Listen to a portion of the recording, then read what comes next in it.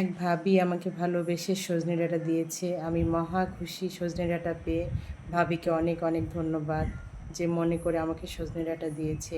আমি সঙ্গে একটা লাউ নিয়ে আসছি, কিমি শাক নিয়ে আসছি, শসা নিয়ে আসছি। আমি আবারও একটু সজনে ডাঁটা কিনেছিলাম, বেগুন, মিষ্টি কুমড়া নিয়ে চলে আসলাম বাসায়। এবার আমি কিছু শস্য ধুয়ে নিচ্ছি।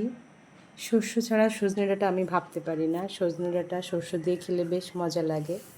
তাই আমি পাটায় শস্য নিয়ে নিচ্ছি, কাঁচামরিচ, একটু পেঁয়াজ, একটু রসুন। এই যে পাটায় ভালোভাবে বেটে নিচ্ছি। এবার কড়াইতে আমি তেল দিয়ে মশলা কষিয়ে নিব। আমি এখানে খোসাসহ আলু ব্যবহার করেছি। খোসাসহ আলু খেতে বেশ মজা। খোসাটা ফেলে দিয়ে আলুটা বেশ টেস্ট হয়। এর ভিতরে আমি মিষ্টি কুমড়া দিয়ে দিচ্ছি। অর্ধেকটা সরষে বাটা দিয়ে দিলাম, দিয়ে ভালোভাবে নাড়িয়ে চাড়িয়ে মেখে কষিয়ে নিচ্ছি। এরপর আমি সজনে ডাঁটা দিয়ে দিচ্ছি। সজনে ডাঁটা দিয়ে আবার একটু নেড়ে চেড়ে কষিয়ে নিচ্ছি। কষিয়ে নিয়ে এবার আমি ঝোলের পানিটা দিয়ে দিলাম। ঝোলের পানি দিয়ে আমি কিছুটা বেগুন দিয়ে দিয়েছি। এরপরে আমি কিছু কুমড়ো বড়ি দিয়ে দিলাম।